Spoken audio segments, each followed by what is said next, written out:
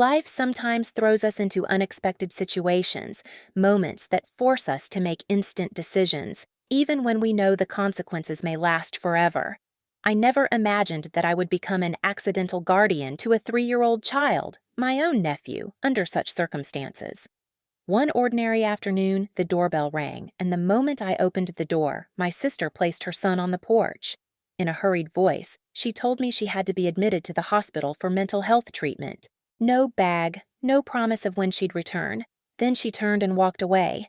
In just a few fleeting seconds, I went from living an independent life to being responsible for a child, completely unprepared. My sister and I are the only family we have. No parents, no relatives, no one else to rely on. Despite sharing the same blood, we were never truly close.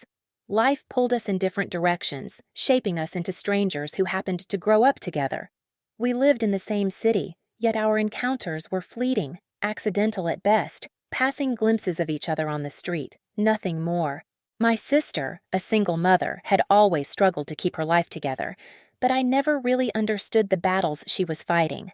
We had never sat down to talk about our hardships, never confided in each other the way siblings sometimes do.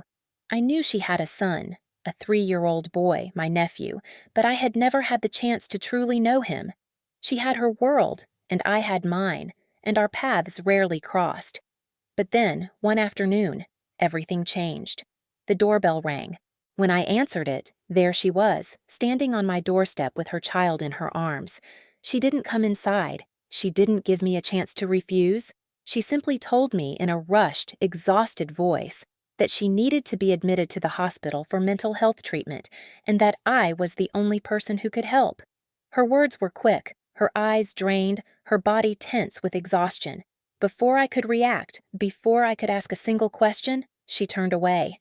And before I could fully grasp what was happening, she was already gone, her car disappearing down the street, leaving me standing there, stunned. And in front of me, on my front porch, stood a 3-year-old child. No diapers, no clothes, no food, no toys, no instructions, no explanation of when, if, she would be back. I looked at the boy, his small, innocent face filled with confusion, and felt an overwhelming sense of suffocation. I had no idea what to do next. I had no idea how drastically my life had just changed with the sound of that doorbell. We were the only family each other had, yet I had never felt the distance between us more than in that moment. I had not been there when she needed me most, or maybe she had never been there when I needed her. But now, whether I was ready or not, I was the one she trusted to take care of her child. What did that mean? I didn't know. All I knew was that, in that instant, I had been pulled into a story I was never prepared to face. I stood frozen on the porch, watching my sister's car disappear into the distance. I didn't run after her. I didn't scream. I didn't even feel anger. Instead, there was an eerie emptiness settling inside me, something I couldn't quite define. It wasn't panic, nor was it rage, just a hollow, sinking void. I glanced down at the small child gripping my leg. He was only 3 years old, his tiny fingers clutching my pants with quiet desperation. His wide eyes were staring up at me, but there were no tears, no whining, no tantrums, just an unsettling silence. He didn't understand what was happening. He couldn't possibly comprehend that in a matter of seconds, his entire world had changed. And neither could I. I had no experience with children. None. I had never even babysat for a friend or taken care of a younger cousin. Yet, here I was, standing in my doorway with a child who had just been left in my care without warning, without explanation. It felt like I had been thrown into the middle of a storm I never saw coming. Taking a deep breath, I picked the boy up and carried him inside. My apartment was neat, orderly, and designed for the life of a busy adult. Minimal furniture, sleek surfaces, everything in its place. But it was not a place for a child. I had no crib, no child's chair, no baby formula, no toys. Nothing even remotely useful for a toddler. I walked aimlessly around the apartment, my mind racing through an endless stream of questions. What am I supposed to do now? How long until my sister comes back? Will she even come back? Should I call someone for help? I pulled out my phone and dialed my sister's number, but it went straight to voicemail. I tried again. Same result. A sinking feeling settled in my stomach. I scrolled through my contact list, searching for someone, anyone, who might have advice. But as I scanned through the names, reality hit me like a cold slap. None of my friends had kids. None of them would know what to do. And even if they did, it wasn't like I could expect them to drop everything and help me take care of a child they didn't even know. Frustrated, I ran a hand through my hair and walked into the kitchen. I opened the fridge. It was filled with the typical essentials of a single adult's life. Leftover takeout, coffee, bottled water, milk, a few eggs. But nothing that a child could eat. No baby food, no formula, no snacks for tiny hands. I checked the bedroom next. A single bed, neatly made. No extra space, no toddler bed, no safe place for a child to sleep. I looked around my apartment again, really looked at it this time. The realization was harsh and undeniable. This was no place for a child. And I was no caretaker. I had never had to be responsible for anyone but myself. I had never had to think about what a child needed. I had never had to comfort, protect, or nurture anyone. And yet, here he was. What was I supposed to do? I couldn't just leave him. That wasn't an option. I crouched down next to him, trying to talk to him, to offer him some kind of reassurance. But he just stared at me, his expression blank, his silence more unsettling than if he had been wailing. A 3-year-old child abandoned and left with a stranger, yet not a single tear? Not even a whimper? Something about that terrified me more than if he had been crying nonstop. Had my sister left him alone before? Had he grown so used to being abandoned that he no longer reacted? The weight of the situation pressed down on me harder with each passing second. I knew I couldn't handle this alone. I needed help. But who could I turn to? My sister wasn't answering, and I had no one else I could call. I swallowed hard, my hands tightening around my phone. There was only one option left. I took a deep breath, steadied myself, and made the call I never thought I would have to make. I dialed 911. I had never felt a situation as tense as this before. Standing in the dimly lit living room, I stared at the small child in front of me, my mind racing with 1,000 thoughts. His tiny hands clutched at the hem of his oversized t-shirt, his big, unblinking eyes filled with quiet confusion. My heart ached, but I knew that whether I wanted it or not, I was standing at a crossroads, one that required a decision I wasn't prepared to make. I could try to handle this on my own, try to do what was right in some way, but the painful truth was that I had no idea what the right thing even was. Every option in my head seemed riddled with uncertainty, and every possible outcome carried a weight I wasn't sure I could bear. Taking a deep breath, I pulled out my phone. My fingers trembled slightly as I dialed the number. The moment I heard the first ring, my stomach tightened. When the dispatcher answered, I struggled to keep my voice steady, though I could feel the fear creeping into my words. "My sister just left her son at my house," I said, my voice quieter than I intended. "She told me she needed to check herself into a hospital for mental health treatment, but she didn't leave anything behind. No diapers, no clothes, no instructions on when she'd be back. I have no way to contact her." A brief silence followed on the other end of the line. It wasn't long, but in that moment, it felt unbearable.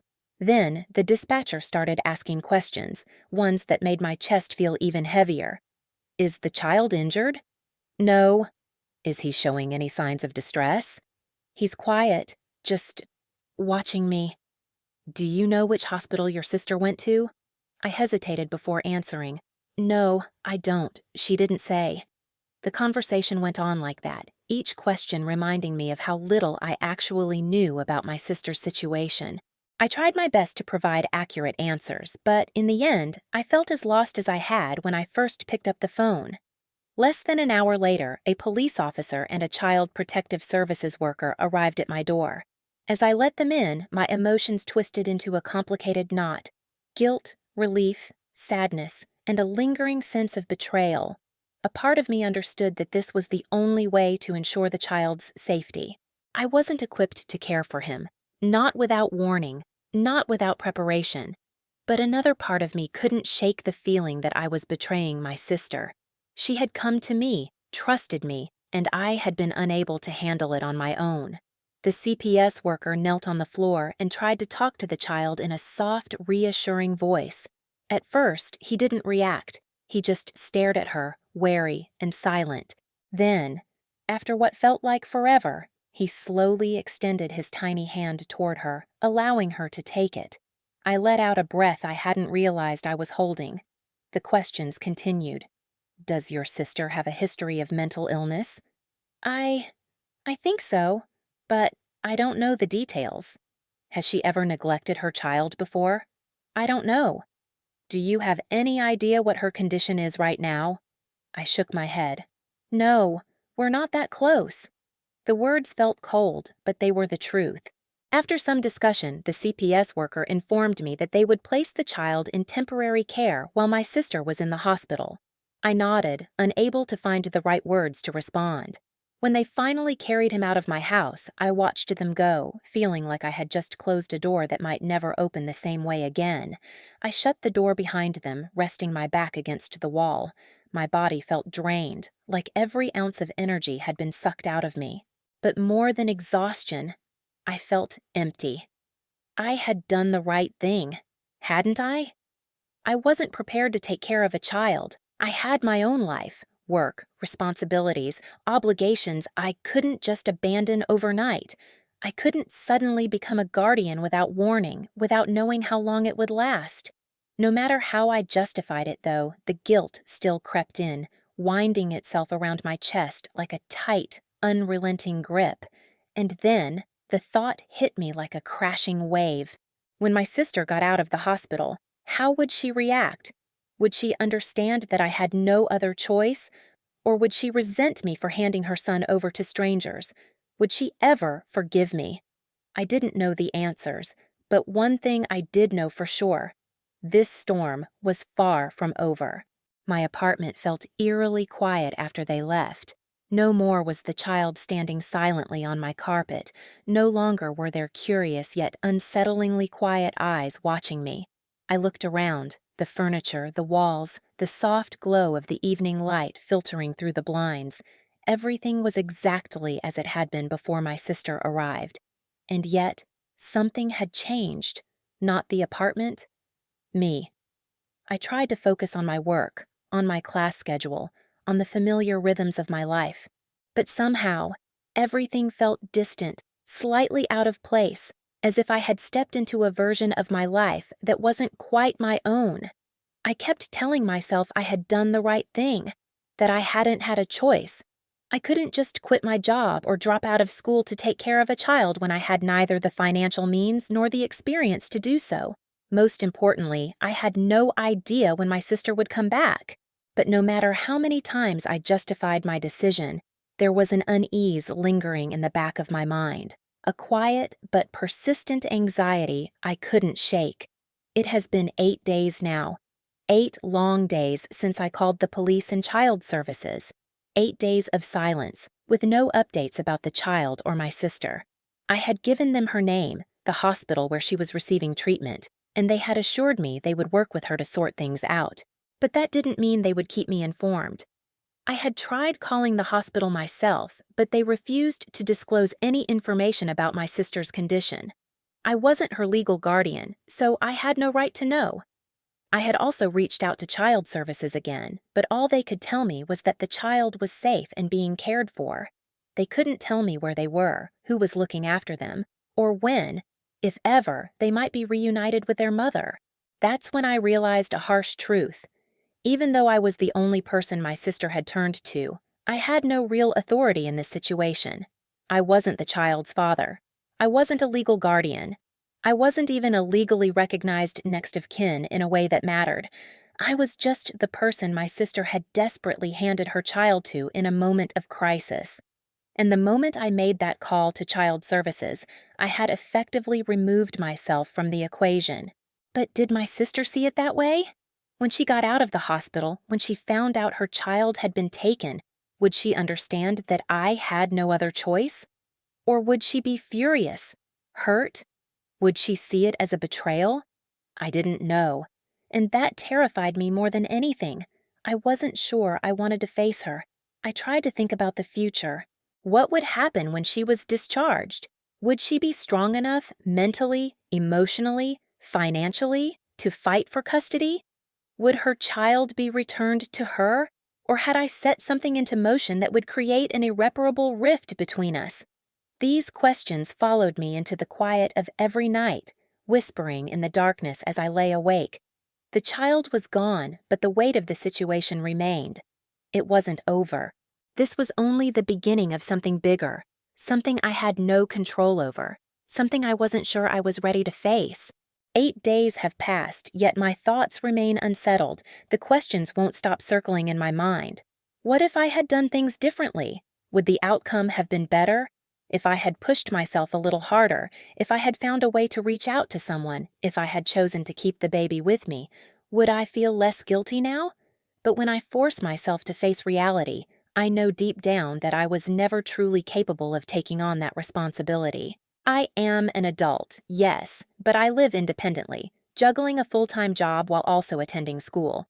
I have no experience raising a child, no suitable space, no extra time, and certainly not enough resources to be a primary caregiver. Maybe I could have asked friends for help, but then what? That would have been a temporary fix, a fleeting patch on a much deeper issue. My sister never told me when she would return. If I had chosen to keep the baby, I could have lost my job, fallen behind in my studies, and thrown my own life into a downward spiral beyond my control. I know I did the right thing, or at least the most reasonable thing under the circumstances. I didn't abandon the baby. I didn't put the child in harm's way. Instead, I called the people who were actually equipped to handle the situation professionally. That's what child welfare services exist for, to help children in exactly these kinds of circumstances. I provided them with every bit of information I could, and I trust that they will do everything in their power to find the best possible outcome for both my sister and the baby. Yet, despite all the logic and justification, I still feel guilty. I know my sister had no one else to turn to.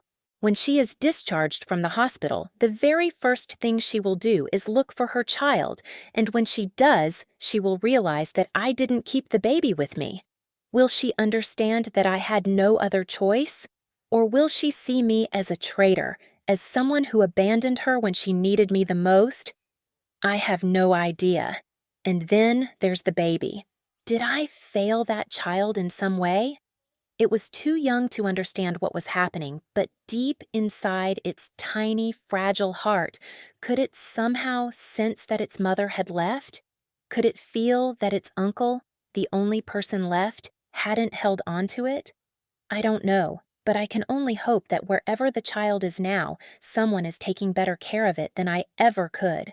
The silence from both my sister and child services has only made my anxiety worse. No updates from the hospital. No phone calls from my sister. I have no idea when she will be discharged. And when that moment comes, will I even have the strength to face her? I did what I thought was best. I made the only choice that seemed reasonable at the time. But does being reasonable always mean doing the right thing? Could I have done more to help my sister instead of simply shifting the responsibility to a system? The answer may never be clear. But there is one thing I know for sure. No matter how logical my decision was, the weight of it, the consequences, the doubt, the lingering guilt will stay with me for a very long time.